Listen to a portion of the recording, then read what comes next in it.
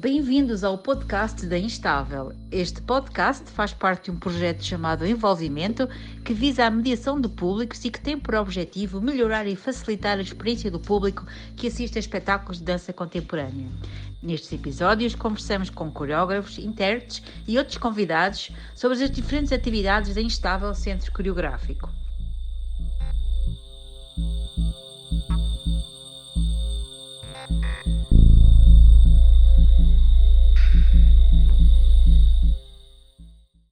No episódio de hoje, os convidados são Léo Calvino e Joana Couto, criadores e intérpretes de Apneia. Esta criação foi apresentada recentemente no ciclo Palcos Instáveis e faz agora parte do conjunto de obras em circulação do projeto Segunda Casa. Leonardo Calvino é o pseudónimo de Yuri Martins, um artista maioritariamente autodidata e multidisciplinar.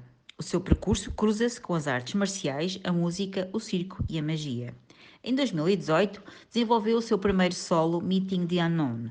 Em 2019, criou, em colaboração com Juan Fresina, Maria Clara Smith e César Dias, o espetáculo Cegos do Castelo e estreou no Festival Súbito o solo Inércia. Foi também intérprete em Peixe Dança de Aldara Bizarro. Com a Instável, concluiu a formação avançada em interpretação e criação coreográfica e apresentou no ciclo Palcos Instáveis a peça em destaque no episódio de hoje, uma cocriação com Joana Couto. A Joana começou o seu percurso na dança muito cedo e conta com 15 anos de ensino específico na Escola de Dança do Ginasiano. Teve a oportunidade de fazer cursos intensivos na companhia Carte Blanche e na Malandin Ballet Biarritz e continuou os seus estudos durante mais de um ano na Aert University of Arts, na Holanda. Como intérprete, já dançou em peças de Cristina Assid, Elizabeth Lambeck, Paula Moreno, Aldara Bizarro, entre outros. Como criadora, apresentou as peças If Only This Was About Food, apresentada no ciclo Palcos Instáveis, e o solo Sinto Muito. Com Instável, foi também intérprete em Timber, de Roberto Olivan, e em Lowlands, de Helder Seabra. Com a Beatriz Sarmento, criou o Festival Súbito e lança como atividade satélite ao festival o programa de residências Órbita.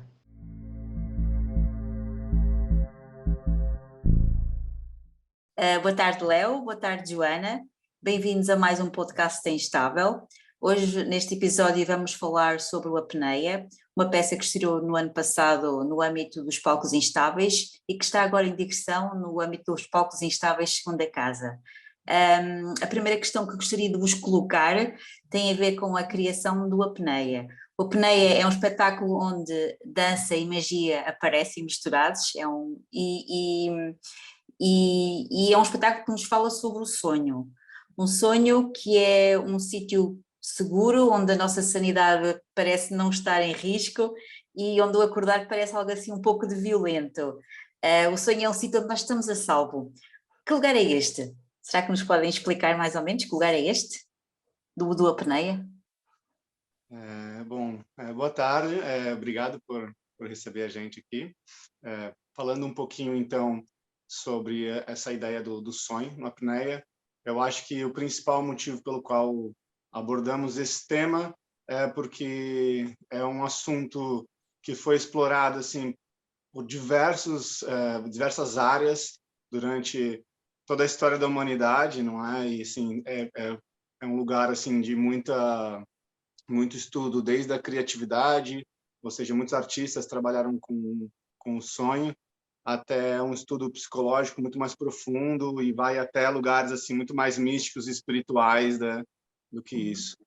Eu acho que o sonho como o lugar onde nós assim vivemos mais diretamente com coisas do nosso inconsciente é um lugar onde é possível trabalhar coisas muito importantes nossas, muito internas, e por isso me interessei durante a vida inteira sobre o estudo de sonhos, fiz assim trabalhos até de meditações para ter mais lucidez e etc, e por aí vai. E acho que, no modo geral, a nossa sociedade inteira subestima demais a relação que cada indivíduo tem com o seu próprio sonho, não é? Então, nossa possibilidade de aprender muito sobre nós mesmos. E só tratamos o sonho como uma fantasia que acontece na nossa cabeça durante a noite e no dia seguinte a vida volta ao normal e está tudo bem. Mesmo que ela tenha vivido uma história muito intensa, ela acorda e fala, ufa, era só um sonho. como se aquilo não fosse nada, não é? Mas, na verdade, acho que, de algum ponto de vista, o sonho é uma história bem mais real do que a nossa vida acordada. Como é que transportas isto para a dança? Ou seja, como é que a dança surge aqui, digamos assim, nesta criação? Na verdade, tem um bocado, é um pouco narrativo. A peça tem um teor um pouco narrativo. Eu tive um background que não foi tanto na dança quanto a Joana, então eu acabei trazendo isso um pouco. Fiz roteiros de bandas desenhadas, trabalhei com outras coisas que eram de uma forma um pouco mais concretas. Então, na verdade, tem sim uma narrativa, tem uma personagem, tem uma história que, mesmo que seja abstrata, em cena, ou seja, as pessoas veem histórias um pouco diferentes, dá para perceber que é uma pessoa que dormiu, ou até que morreu, não é? Tem pessoas que veem dessa maneira, o que também é curioso, não é? Porque, na verdade, por exemplo, na mitologia grega, o deus do sonho é o irmão gêmeo do deus da morte, ou seja, é curiosa essa relação. E eu acho que a ideia era mostrar como a dança como uma forma de comunicação bastante abstrata e bastante emocional até. Ela se comunica de uma forma muito parecida com o que os sonhos comunicam conosco. O que acontece no sonho não é uma coisa concreta, mas é uma coisa que mexe em algum lugar muito interno. Você acorda com uma sensação de algo, não sabe bem explicar, mas essa sensação é muito presente. Eu acho que assistir um espetáculo de dança, para mim, é muito parecido com isso. Joana, como é que foi entrar nesta apneia, neste sonho com o Léo? Como é que és co-criadora e co-intérprete, correto? Som. Falta o som. Não te conseguimos ouvir. Era para também não fazer muito ruído. Antes de mais, muito obrigada pelo convite e por podermos estar aqui a conversar sobre a peça. É tão importante trazer estas perspectivas também ao público e às pessoas que acompanham em estado, o que acontece do outro lado, não é? Do palco. Para responder à questão, eu fui convidada para entrar no Apneia pelo Léo, inicialmente como intérprete, ou seja, todo este conceito sobre o sonho, sobre todas estas relações, foram desenhadas por ele, e nesse sentido, quando eu entrei um pouco como o corpo que iria dar volume aqui à criação. Era para ser um solo, entretanto virou um dueto, tudo ficou um pouco mais participativo e um pouco mais misto, e nesse sentido é que entra o meu papel como co-criadora. Mesmo assim, esta direção acaba por ser do Léo durante todo o processo. Para mim foi muito interessante conseguir estar tão próxima também da pessoa que conseguiu idealizar todo o conceito da peça. Como intérprete, às vezes tu só tens um pouquinho do imaginário do coreógrafo e agarras-te esse pouquinho para trabalhares durante meses, e aqui deu mesmo para começar nas tarefas mais básicas e ir escavando e percebendo mesmo quais as raízes profundas que dão origem a todo este conceito agora e a toda esta narrativa. Então, sim, para mim foi muito interessante tudo isso. Foi muito interessante explorar isso no meu corpo também, e acho que a peça acabou por me trazer bastantes desafios também nesta coordenação com a magia, que eu tão pouco estava muito habituada, porque realmente quando tu danças estás muito preocupada com o teu corpo, com o que está à tua volta, com a conexão com a relação com as coisas, mas de alguma forma todo este pensamento mais lógico e de estado de atenção e de produção está um pouco desligado, e aqui no Apneia era preciso ter os dois ao mesmo tempo, tanto para executar ilusionismos como para no momento a seguir estar super conectada com um conceito abstrato e sensível. Então acho que foi muito desafiante toda a participação. Joana e Léo, vocês são duas pessoas com percursos diferentes na dança. A Joana está na dança desde os 3 anos, convive com ela já há bastante tempo, não muito, porque é novinha, não é? Mas dentro da dança veio esta vontade também para além de ser intérprete, também de criação, não é? E o Léo é uma espécie de um autodidata, correto? Que passou por várias áreas, a música, a banda desenhada, o novo circo, o malabarismo, até chegares à dança. A ideia que eu tenho é que isto foi um pouco, a dança para vocês é também um pouco um processo de autodescoberta, de autoconhecimento. Como é que a dança funciona para vocês? O que é para vocês a dança? Faz sentido isto que eu estou a dizer?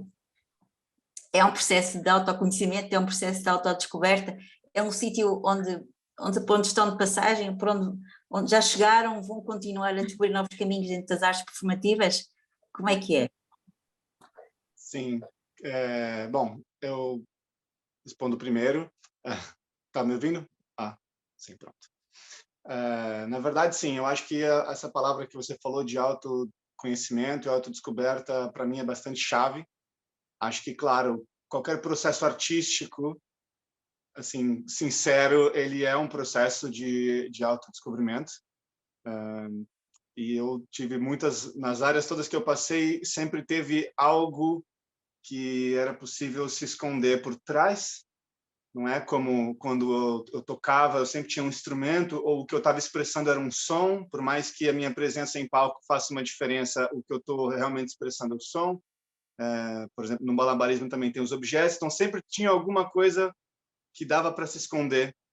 E fui descobrindo cada vez mais a necessidade de expressar diretamente com o corpo, ou seja, foi ficando cada vez mais real esse processo. Então, eu fui tirando essas cascas de coisas até chegar, pronto, agora sou só eu, não é? E isso foi, para mim, foi muito importante descobrir que, mesmo que eu não fosse um bailarino desde jovem, ou que eu fosse um bailarino profissional, como as pessoas que realmente se dedicam a isso a vida inteira, para mim era muito importante passar por esse processo, tanto para me entender, como também para entender as outras pessoas, né?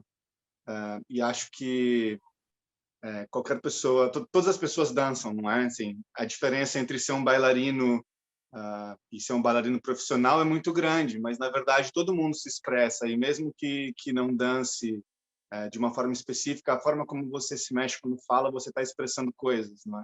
E a dança mesmo se aproxima muito disso, na dança contemporânea. Muitas vezes você vai ver uma peça de dança e a pessoa não está fazendo passos de dança como as pessoas entendem, mas ela mesmo, a presença dela em palco já diz muita coisa. Então, é de fato um processo assim muito importante, inclusive para trazer essas outras coisas, mesmo a magia, não é? Que é algo que eu me dedico muito atualmente. A minha presença física, meu corpo, a forma como eu me mexo, tudo isso faz uma diferença mesmo muito grande para a performatividade de seja qual for a arte que você vai expressar. No meu caso, eu acho que sou das pessoas sortudas em que começou a contactar com o corpo aos 3 anos de uma forma intensa, e estou muito agradecida aos meus pais por isso, porque cada vez mais percebo que realmente é uma coisa extremamente importante, e, e isso abriu-me portas durante toda a minha adolescência e todo o meu crescimento, e agora numa fase também mais adulta, para ter um à vontade que acho que me traz muitas coisas. Nesse sentido, eu acho que sim, que a dança é um caminho de grande autoconhecimento, de grande libertação também, de grande cura, de grande percepção global de tu como ser humano e como é que tu estás a interagir com as outras pessoas, com a comunidade, com tudo isso. Então, para mim faz muito sentido.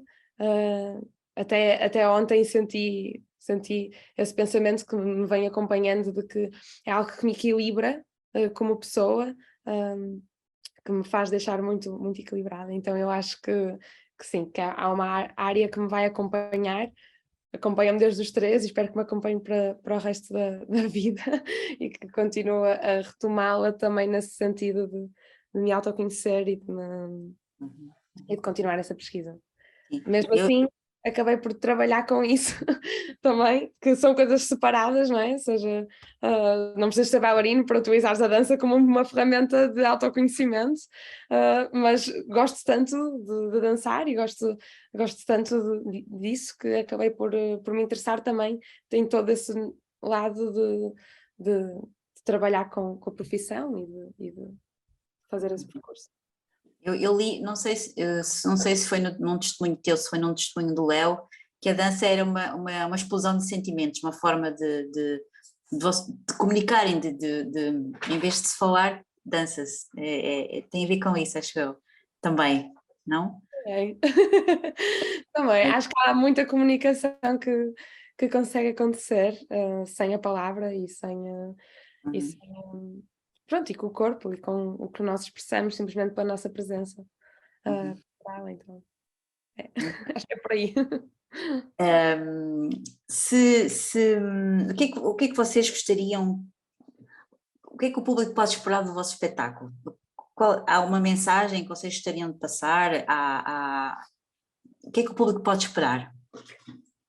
Eu acho que o público pode esperar várias coisas, acho que nós não definimos algo extremamente concreto e fechado, uma mensagem extremamente concreta e fechada que gostaríamos de passar, mas partilhamos este lugar em que pode dar para uma reflexão tanto leviana e que fica pela narrativa, pelo acompanhar da narrativa que propomos, como também pode abrir muitas portas para reflexões mais profundas e mais basilares sobre a vida, a morte, o sonho, a transformação, o autoconhecimento. Ou seja, acho que parte um pouco também de como é que as pessoas se colocam e o quão abertas ou com que olhos é que vão analisar o que está a acontecer em palco e o que está a ser dito com o corpo e não pelas palavras. Mas sim, de uma forma geral, apresentamos uma narrativa que tem bastantes metáforas e bastantes analogias com bastantes referências e pesquisas que acabamos por fazer. E essa narrativa acompanha toda a obra, vai ficando mais abstrata, vai ficando mais concreta, depende também muito da presença e da ausência da dança aliada com a magia ou com o teatro, de duas pessoas, ou de uma, não se sabe, que vai passar por uma série de transformações até que voltamos outra vez ao quadro inicial dessa pessoa que está na sua sala de estar à noite, talvez ter uma reflexão ou pôr-se em questionamento, fazer uma perspectiva de como é que foi a sua vida e o seu trabalho, ou não. Acho que fica mesmo aberto para o que uma pessoa quiser interpretar. Posso adicionar um bocado? Diz lá, diz. É uma pergunta curiosa, não é? O que na verdade, um autor espera que o público... o que o público pode esperar da obra? É curioso pensar nisso, assim. Mas, na verdade, eu sinto que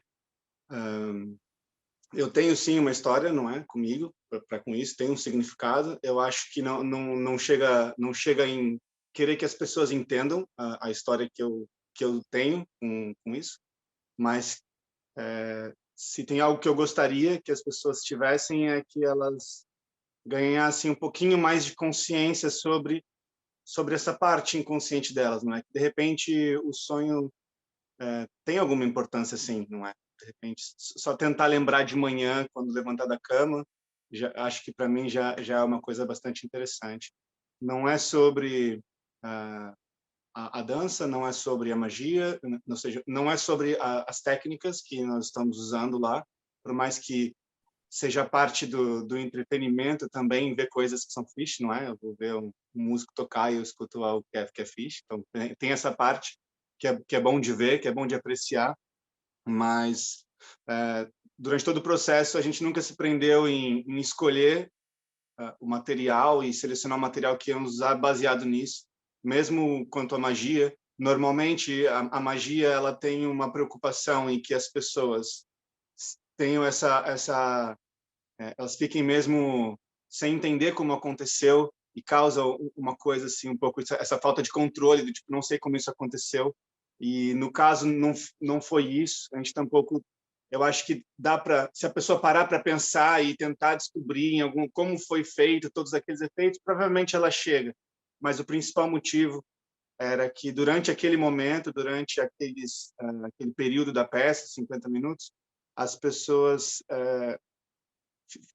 fiquem dentro de um ambiente, ou seja, a ideia é criar mesmo um ambiente onde que ela possa construir essa história do sonho dela, não é o inconsciente dela, o quanto ela pode se identificar com aquilo ou não, mas é quase que um processo de autoconhecimento para todo mundo, enquanto está acontecendo, tanto para a gente quanto para o público. Léo e Joana, obrigada pela vossa presença neste nosso podcast, obrigado pelas vossas palavras e vemo-nos em palco então, numa peneia, certo? E obrigada mais uma vez, continuação de bom trabalho, está bem? Obrigada. Obrigada. Obrigado, continuação, fica bem, e até lá.